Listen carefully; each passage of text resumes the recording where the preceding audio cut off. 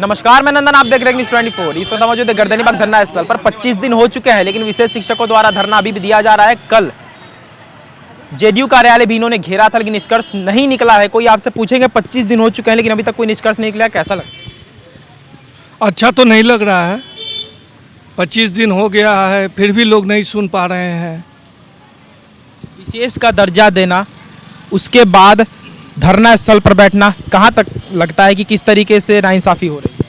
नाइंसाफ़ी तो पूरी हो रही है, लोग कुछ सुन नहीं रहे हैं। 25 दिन से हम लोग बैठे हुए हैं, फिर भी लोग नहीं आ रहे हैं। शिथिल मामला पड़ के रखे हुए हैं। आप लोगों के लिए स्पेशल कोर्स निकाला गया था, आप लोग स्पेशल कोर्स करके दिव्यांग बच्चों को पढ़ाते हैं। 3 दिसंबर को दिव्यांगता दिवस था, बच्चे भी यहाँ पर आए थे और उन्होंने आकर भी धरना दिया था, लेकिन तब भी सरकार नहीं सुन रही। तो भी नहीं सरकार सुन रही है, पता नहीं क्या क्यों ऐसा कर रहे हैं हम लोग के साथ। खास करके हम लोग विशेष शिक्षक हैं, खास करके विशेष डिग्री लिए हुए हैं, एमएड है, पीएचडी, सब सारे चीज़ किए हुए हैं, फिर भी सरकार सुन नहीं रही है। अगर नहीं सुनेगी तो हम लोग, जब तक हम लोग की समंजन नहीं होगी तब तक हम लोग यहाँ से हटेंगे नहीं हटेंगे। दम डटे रहेंगे पूरी तरह से, ईमानदारी पूर्वक। शांतिपूर्ण हड़ताल आपने किया, बदले में आपको यही तोहफा मिला कि 25 दिन हो चुके हैं, लेकिन अभी तो कोई बात सुन नहीं रही है। नहीं, कोई नहीं सुन रही है। सब बहरी गूंगी सरकार है।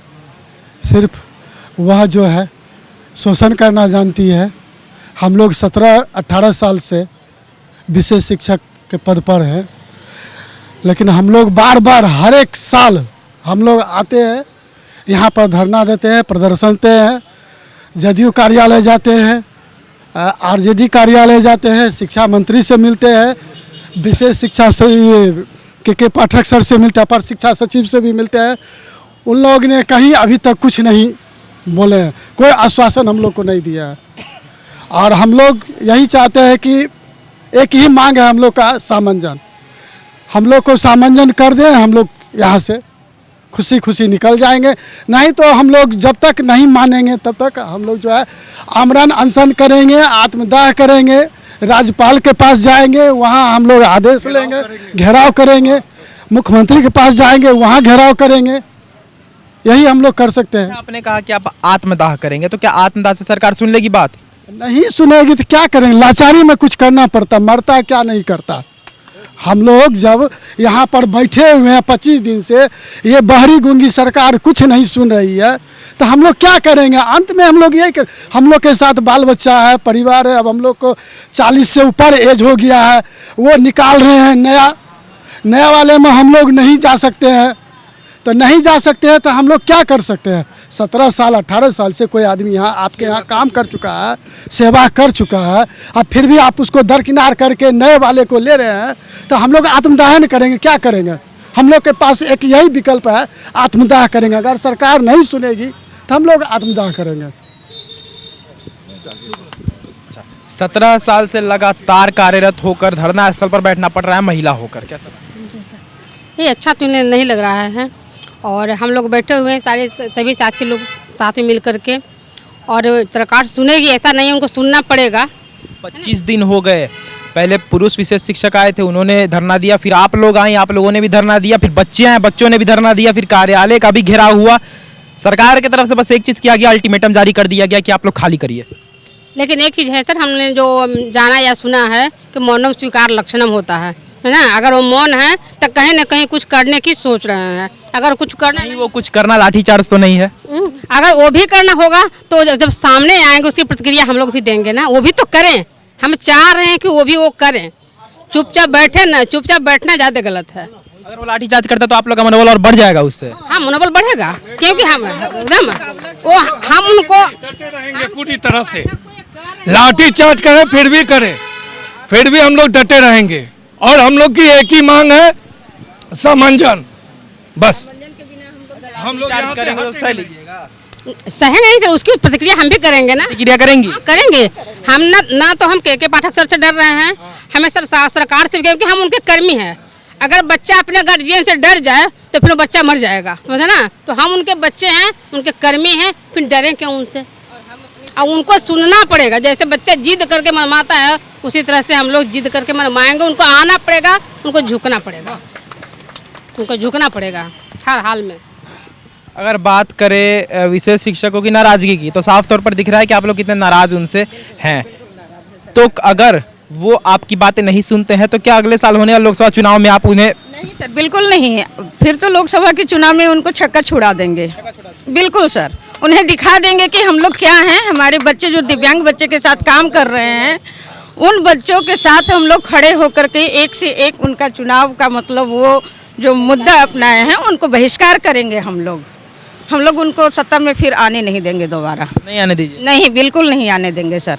हम लोगों की जब वो बात ही नहीं सुन रहे हैं और जो जेन्युइन बात है उसको वो मानने से इनकार कर रहे हैं, तो हम लोग कैसे उनको प्रोत्साहन देंगे, कैसे उनको सत्ता में फिर लाएंगे? नहीं लाएंगे। अगर बात करें विशेष शिक्षकों की, तो आपको पता होगा कि कई सामान्य शिक्षक भी ऐसे हैं जो दिव्यांग बच्चों को पढ़ाते हैं सिर्फ पैसों के लिए, लेकिन उन पर कोई इलीगल चार्ज नहीं किया जाता है। अपराध है, वो एकदम सरासर अपराध है। हम लोग स्पेशल फील्ड में स्पेशल डीएलएड, स्पेशल बीएड 2 साल के बजाते कोर्स करके आए हैं। आरसीआई से हम लोग को प्रस्वीकृति मिला है। जो आरसीआई निबंधन देती है उसी के मानक के अनुरूप हम लोग काम करते हैं। अगर सामान्य शिक्षक को इस फील्ड में आते हैं तो वो सरासर गलत है, वो संविधान और नियम के उल्लंघन है। ठीक ना? फिर हम लोग को कोर्स क्यों किया गया? तो हम लोग को कोर्स क्यों किया गया? मैं जो ये विशेष शिक्षा का जो डिग्री लिया हूँ, क्यों लिया हूँ? विशेष बच्चों के लिए लिया हूँ। हर किसी के और हम लोग डिग्रीधारी हैं। हम लोग उन बच्चों को सब कुछ पैमाना जानते हैं कि किस तरह से उन बच्चों को रखा जाए। अच्छा, आप लोगों से एक आखिरी सवाल लेंगे कि ये किस प्रकार के दिव्यांग होते हैं जिन्हें पढ़ाने का जिम्मा आप लोगों ने उठाया हुआ है? फैसिलिटीज जो चाहिए होती होगी, फैसिलिटीज सरकार दे रही है? नहीं, कोई हम लोग को कोई फैसिलिटी सरकार नहीं दे रही है। उन लोगों को पढ़ाते भी हैं तो अपने जेब से खर्च करके पढ़ाते हैं। जो से नहीं, जो यहाँ से नहीं मिल पाता है सरकार के तरफ से, उसके लिए हम लोग अपने जेब से खर्च करते हैं। हम लोग शोषण के पात्र हैं। हम लोग के ऊपर शोषण किया जाता है। 14,700 की मानदेय है, उसमें आप कहते हैं सर्वे कीजिए, स्कॉट दीजिए विशेष बच्चे को, ये ट्रांसपोर्ट दीजिए, रीडर दीजिए, स्टाइपन दीजिए, सामान्य विद्यालय को जांच कीजिए। अभी जो चल रहा है, हम लोग सारे आदमी सारे प्रखंड में सामान्य जो है बच्चे, उसका क्या तौर तरीका है, शिक्षक कैसे पढ़ाते हैं, एचएम कहाँ रहते नहीं हैं, कि बैठे रहते हैं। कितने दिव्यांग बच्चे अफसर भी हैं, कितने दिव्यांग बच्चे रेलवे में भी हैं, कितने दिव्यांग बच्चे हम लोग के पढ़ाया हुआ बहुत से विकलांग बच्चे जो है, दिव्यांग बच्चे जो है वो हर एक फील्ड में है। रेलवे में है, बैंक में है, आईएएस में भी है, आईएएस भी है। मैं आपको बता दूं कि हम लोग जो हैं विशेष शिक्षक खास करके वो 2 धारी तलवार है। हम लोग जनरल बच्चों को भी पढ़ा सकते हैं और दिव्यांग बच्चों को भी पढ़ा सकते हैं। इस योग्य है हम लोग। धन्यवाद। आपको बता देते हैं कि बिहार के 38 जिलों, तमाम 38 जिलों से चलकर विशेष शिक्षक आ रहे हैं, धरना दे रहे हैं। 25 दिन हो चुके हैं, लेकिन अभी तक कोई भी सुनवाई सरकार की तरफ से नहीं होती है। कल का दिन जेडीयू कार्यालय को घेरने का इन्होंने काम किया था, लेकिन तब भी कोई भी निष्कर्ष सरकार द्वारा निकाला नहीं गया। आज सहरसा से लोग आए हुए हैं, जितने भी विशेष शिक्षक हैं, लेकिन अभी तक आपको साफ तौर पर विजुअल के माध्यम से दिखा देते हैं कि लोग बैठे हुए हैं। आश्वासन अभी भी है कि कहीं ना कहीं सरकार बातें सुनेगी। हमने महिला विशेष शिक्षकों से बात किया और साथ में पुरुष विशेष शिक्षकों से भी बात किया कि कहीं ना कहीं क्या लगता है कि सरकार आपकी बातें सुनेगी। अभी भी कहीं ना कहीं इनका आश्वासन अभी भी इन्हें मिल रहा है कि सरकार इनकी बातें सुनेगी और कहीं ना कहीं समायोजन इन्हें देगी जो इनकी मांग है। तो ये थी आज की रिपोर्ट। बाकी ऐसे और तमाम खबरों के लिए हमारे साथ बने रहें और देखते रहें एक न्यूज़ 24। मैं नंदन, पिंटू के साथ। धन्यवाद।